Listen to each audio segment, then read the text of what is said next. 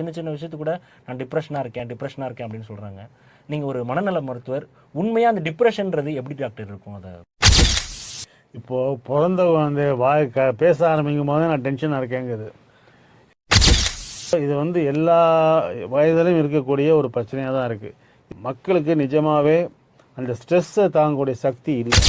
ஏன்னா எல்லாமே ஈஸியாக நம்ம கொடுத்துட்டோம்.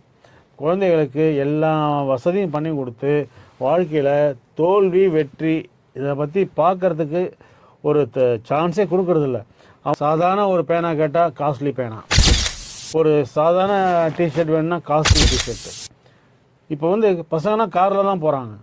இந்த மாதிரி எல்லா வசதியும் குழந்தைகளுக்கு பண்ணி கொடுக்கும்போது நாளைக்கு வாழ்வை எதிர்கொள்ளும் சக்தி மக்களுக்கு இல்லை.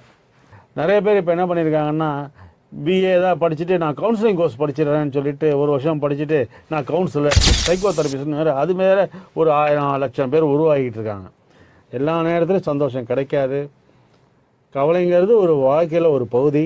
இந்த டிப்ரெஷனுங்கிற வியாதி இருக்குது அப்படின்னா என்ன அர்த்தம்னா, அவங்களுக்கு தன்னம்பிக்கை குறையும், தாழ்வு மனப்பான்மை இருக்கும், இருக்க வேண்டாம் அப்படிங்கிற எண்ணங்கள் இருக்கும், வேலை செய்கிற நாட்டம் இருக்காது, அழுவாங்க, சின்ன சின்ன விஷயத்துக்கு அழுவாங்க, உடம்பெல்லாம் வலிக்குதுன்னு சொல்லுவாங்க, கான்சன்ட்ரேட் பண்ண முடியாதுன்னு வேலையை ரிசைன் பண்ணுவாங்க. இந்த மாதிரி தான் டிப்ரெஷனோட சிம்டம்ஸ்.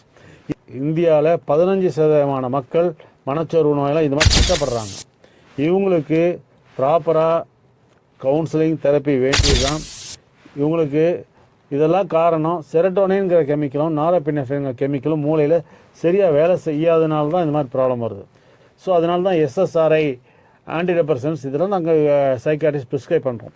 அதெல்லாம் சாப்பிட்டு தெரப்பியோடு இருந்தால் இந்த மனச்சோர்வு நோயை வெல்லலாம்.